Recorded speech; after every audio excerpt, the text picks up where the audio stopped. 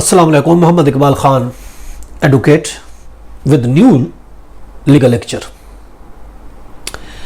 आज का जो हमारा लेक्चर है वो है how to get divorce confirmation certificate on oral divorce. ये हमारे पास इस तरह के बहुत से सवालात भी आते हैं कि हमारे हस्बैंड ने हमें ज़बानी तलाक दे दी है, डॉक्यूमेंट नहीं दे रहा, तो अब कैसे हम इसको कंफर्म कराएं। देखिए, हनफी लॉ के मुताबिक ज़बानी दी हुई भी तलाक वैलिड होगी। अगर तलाक हस्बैंड ज़बानी देता है इस्लाम में तो वो भी तलाक हो जाती है। तलाक हो जाना एक अलहदा, मगर उसको लीगलाइज करने के लिए डॉक्यूमेंटेशन जरूरी है ताकि उसका प्रूफ रहे, कल को कोई पार्टी उसे इनकारी ना हो। और इसके अलावा अगर कोई पार्टी दूसरी शादी करना चाहती है तो भी ये क्लियर होनी चाहिए। इसलिए क्योंकि अगर कोई ज़बानी तलाक दे देता है, इस तरह के बहुत से वाकयात अभी हमने देखे, मगर बाद में वो मुकर जाता है, कहते हैं नहीं मैंने तो तलाक नहीं दी। तो इन चीज़ों को ख़त्म करने के लिए कानून ये कहता है कि उसको तहरीरी तौर पर लाया जाए कि अगर खावंद ज़बानी तलाक भी दे देता है तो उसको तहरीरी तौर पर होना चाहिए। अब क्वेश्चन ये है कि उसने ज़बानी दे दी, अब लिख के देने को तैयार ही नहीं है। इस्लामी तौर पर तो वो बीवी उस पर हराम हो गई, हालांकि 2-3 गवाहों के मौजूदगी में उसे तलाक दी, लेकिन वो लिख के नहीं दे रहा, तो अब बीवी क्या करे। तो उसका तरीक़ेकार ये है, कानूनी तौर पर तो यही है कि अगर ज़बानी में देता है तो ऑफकोर्स यूनियन काउंसिल को वो नोटिस दे। अगर वो ऐसा करता भी नहीं है, ना बीवी को लिख के देता है, ना यूनियन काउंसिल को नोटिस कर देता है, तो उस सूरत में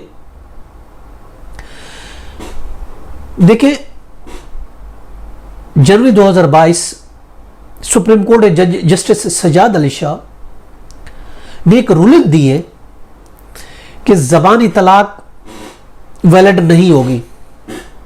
जब तक आप कानूनी तरीके से उसको नहीं करें, वो तलाक वैलिड नहीं होगी, कि verbal divorce has no value. ये जज सुप्रीम कोर्ट के जस्टिस सजाद अली शाह की रूलिंग है और उसने अपील खारिज कर दी। खातून के खर्चे का केस जारी कर दिया कि खावा ने ज़बानी तलाक दी, खर्चा के हकदार नहीं है। तो कोर्ट ने यह कहा कि ज़बानी डिवोर्स की कोई हैसियत नहीं, आपको खर्चा देना पड़ेगा। बहरहाल वो तो खर्चे की बात थी और ज़बानी तलाक की बात थी। अगर बीवी ये चाहती कि ज़बानी तलाक दे दी, मैं उसको कंफर्म कराऊं, अंडर सेक्शन 7 है, तो यही कहता है कि अगर हस्बैंड तलाक देता है तो उसको नोटिस यूसी को दे। अब अगर वो ऐसा नहीं है तो उसने 2 गवाह के मौजूदगी में भी दी। अगर बीवी ये कहती है कि जी तलाक तो उसने दे दी और गवाह भी मेरे पास आए, तो उसके पास उसका तरीकेकार फिर ये होगा कि वो एक एप्लीकेशन यूनियन काउंसिल को दे के फलां तारीख को इतने बजे इन गवाहों की मौजूदगी में मेरे हस्बैंड ने मुझे डिवोर्स दे दी।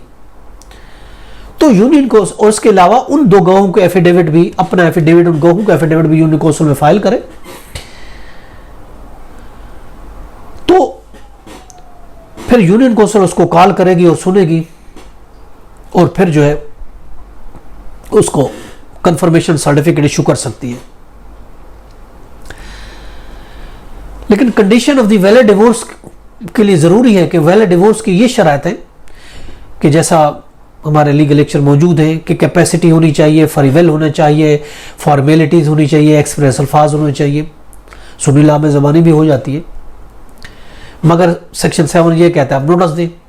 तो ये एक तरीका बचता है। अगर इस तरीके से आप डिवोर्स कंफर्म कर सकते हैं तो ठीक है। 2 अपने विटनेस पेश करें यूनियन काउंसिल, उसके एफिडेविट दें, वो यूनियन काउंसिल उसको कॉल करेगी और अगर वो इस चीज़ को मान लेते हैं, ऑफ कोर्स यूनियन काउंसिल उसको सर्टिफिकेट इशू कर देगी। लेकिन फिर भी अगर कोई नहीं मानता तो लॉ तो फिर यही कहता है, जैसे कि सुप्रीम कोर्ट की रूलिंग भी है कि that is not valid, verbal divorce has no value in law, not in Islam. ये तो आज का लेक्चर। इजाज़त, फिर मिलेंगे। Have a nice day. अल्लाह हाफिज़।